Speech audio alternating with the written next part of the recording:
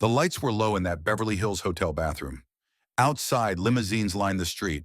Inside the Beverly Hilton, the music industry's biggest names were gathering for Clive Davis's annual pre-Grammy party. Champagne was flowing.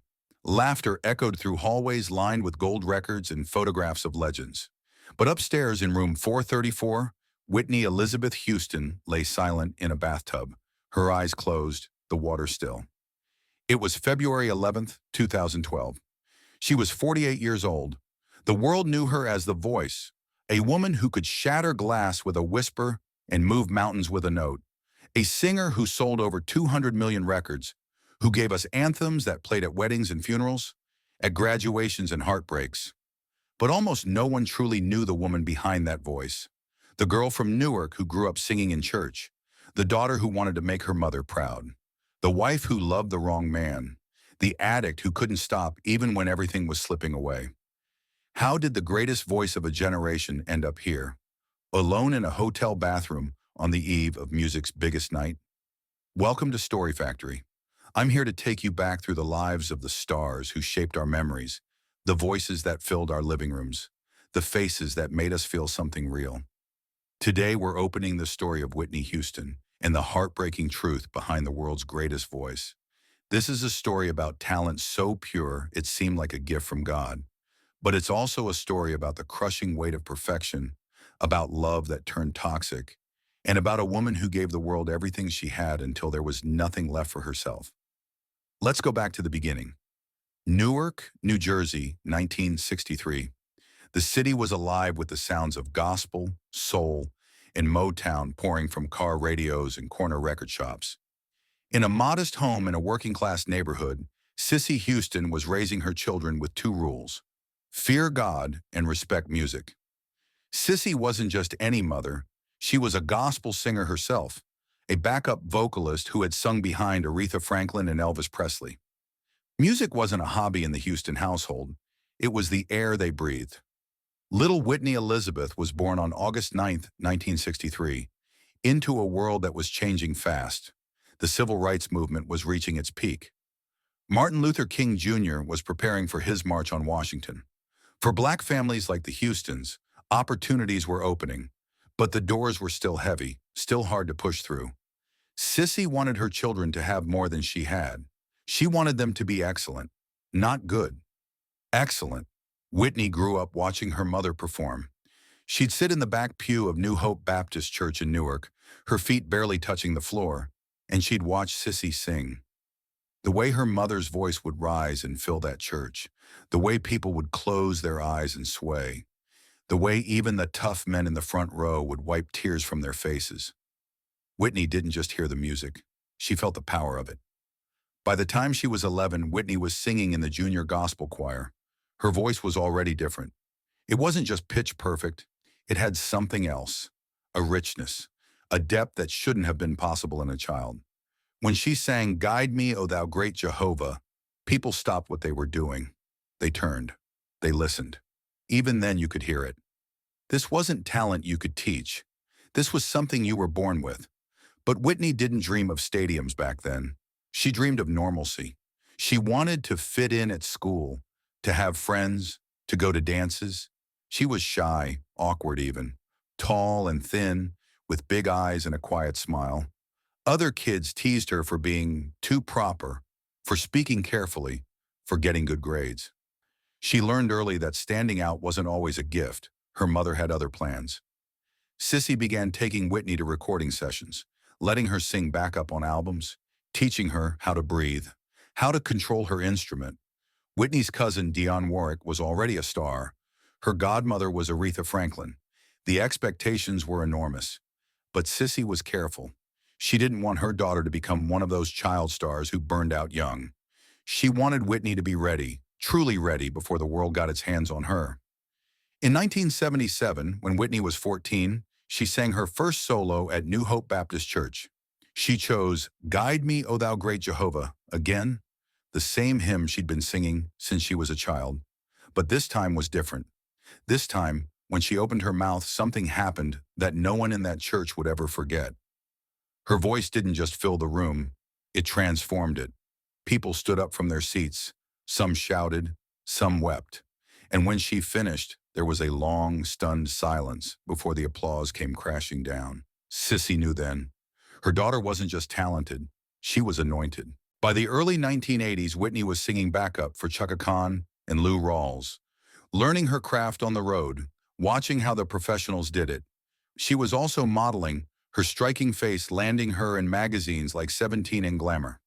She was 19, 20 years old, caught between two worlds, the sacred world of gospel where she'd grown up, and the secular world of pop and R&B, where the real money and fame lived. Then came the night that changed everything. It was 1983. Whitney was performing with her mother at a small Manhattan nightclub called Sweetwater's. In the audience, almost by accident, sat a man named Clive Davis. Clive was the president of Arista Records, one of the most powerful men in the music industry. He'd discovered Janis Joplin, he'd worked with Aretha Franklin, he knew talent when he heard it.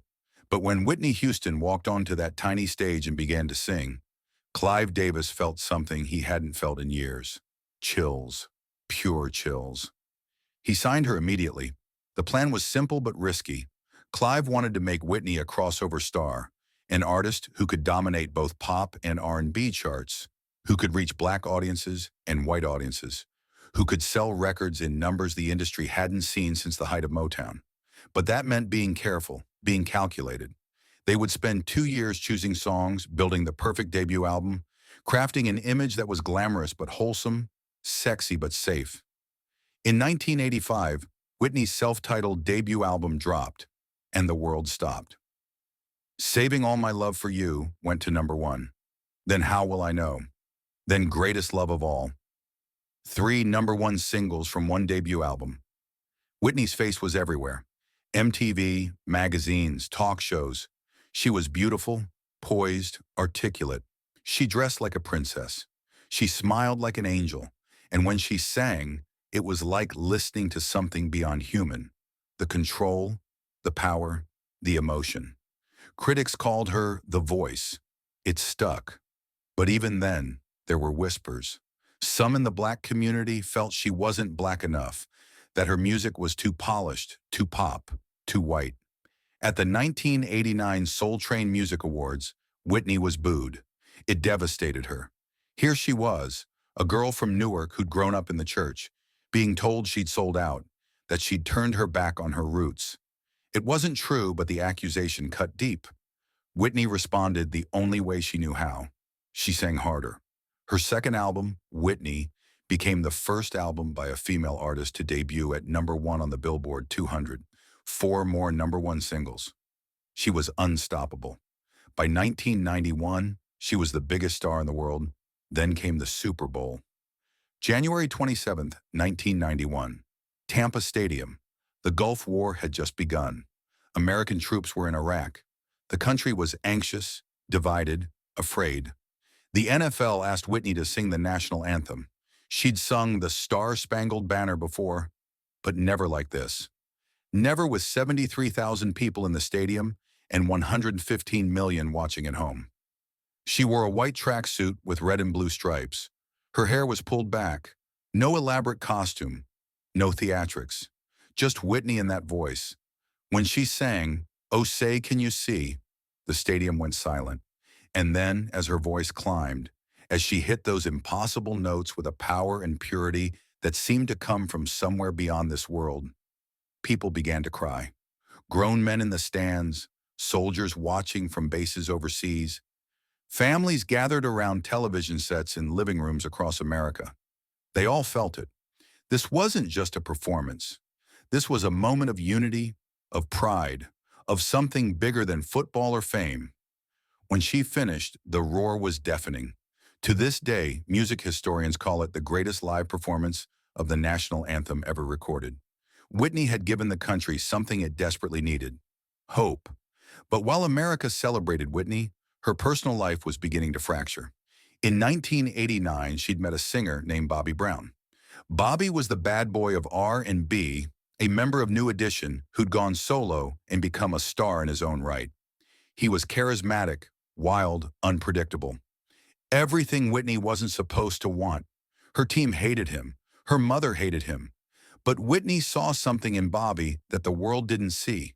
She saw someone real, someone who didn't treat her like a product or a brand, someone who made her laugh. They married in 1992. The tabloids had a field day. America's sweetheart with a troubled bad boy? It didn't make sense. But Whitney was in love, and love, as she would learn, doesn't always make sense. In 1992, she also starred in The Bodyguard opposite Kevin Costner. The movie was a massive hit, but it was the soundtrack that became legendary. Whitney's cover of Dolly Parton's I Will Always Love You became the best-selling single by a female artist in history. When that song came on the radio, everything stopped. You couldn't escape it. Weddings, funerals, proms, breakups. It was everywhere. And every time Whitney's voice poured out of speakers like honey and heartbreak mixed together, she had it all. Fame, fortune, a family. Her daughter, Bobby Christina, was born in 1993. Whitney seemed untouchable, but behind the scenes, cracks were forming. The pressure to be perfect was crushing. Every album had to be better than the last. Every performance had to be flawless. She couldn't age, couldn't gain weight, couldn't have a bad day. The tabloids watched her like hawks. And at home, her marriage to Bobby was becoming volatile. They fought. They reconciled. They fought again. Friends would later say that Bobby introduced Whitney to harder drugs, but the truth was more complicated. Whitney had been using recreationally for years, but now with the stress mounting, with the constant scrutiny, the drugs became something else. They became an escape by the late 1990s, people began to notice. Whitney's voice wasn't the same. She'd miss notes, strain on high passages, cancel shows. The media speculated, was she sick, exhausted, on drugs? Whitney denied everything. She smiled for the cameras, did the interviews, released new music. But those close to her knew. The woman who'd once seemed invincible was breaking. In 2002, she sat down with Diane Sawyer for a primetime interview. It was meant to be a comeback, a chance to set the record straight. Instead, it became one of the most painful moments in television history. Diane asked about the drug use. Whitney bristled, defensive. First of all, let's get one thing straight, she said, her voice sharp. Crack is cheap. I make too much money to ever smoke crack. Let's get that straight, okay? We don't do crack. We don't do that. Crack is whack. The interview was heartbreaking to watch. Here was a woman clearly in trouble, clearly struggling, and yet unable or unwilling to admit it. Her denial wasn't arrogance, it was survival. Because to admit she had a problem meant admitting she wasn't perfect. And perfection was the only thing she'd ever been allowed to be. Her marriage to Bobby ended in 2007. By then, both of them were deep in addiction. The tabloids documented every stumble, every arrest, every gaunt photograph.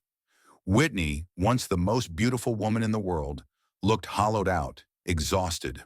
Her voice, the instrument that had defined her, was damaged. She could still sing, but the effortless power was gone. And yet, there were moments of hope. In 2009, she released a comeback album, I Look to You. The title track was a gospel-infused ballad, and when Whitney sang it, you could hear everything. The pain, the regret, the longing for redemption. She went on Oprah, and this time, she was honest. She talked about the drugs, the marriage, the years lost. I hurt myself, she said quietly. I hurt the people who loved me. But I'm still here, and I'm trying. People wanted to believe her. They wanted the fairy tale ending where Whitney got clean, reclaimed her throne, and lived happily ever after. She toured again. She recorded again. But the demons were still there, whispering in the dark. February 11th, 2012, the Beverly Hilton Hotel. Whitney had flown to Los Angeles for Clive Davis's pre-Grammy party. She'd been rehearsing for a performance, sounding good, seeming hopeful. Friends said she was excited about new music, about the future. On the afternoon of the 11th, she went back to her room. She drew a bath. And somewhere in those quiet moments, alone with her thoughts and her addictions, Whitney Houston slipped beneath the water. The coroner would later rule it an accidental drowning, with heart disease and cocaine use as contributing factors. But the headline simply said, Whitney Houston, dead at 48. The next night, at the Grammy Awards, the music industry tried to honor her. Jennifer Hudson sang "I Will Always Love You," her voice cracking with emotion. But it felt insufficient. How do you sum up a life like Whitney's in a 4-minute tribute? How do you explain to a generation of young people who never saw her in her prime what she meant to those of us who did? Maybe you remember where you were when you first heard "I Will Always Love You." Maybe you remember watching her on a grainy television set, seeing her in that white gown, hearing that voice pour out of tiny speakers and thinking, how is that even possible? Maybe you remember your own first heartbreak and how Whitney's songs made you feel less alone. Maybe you danced to "I Wanna Dance with Somebody" at your wedding, or you cried to "Greatest Love of All" at your graduation. Whitney gave us the soundtrack to our lives.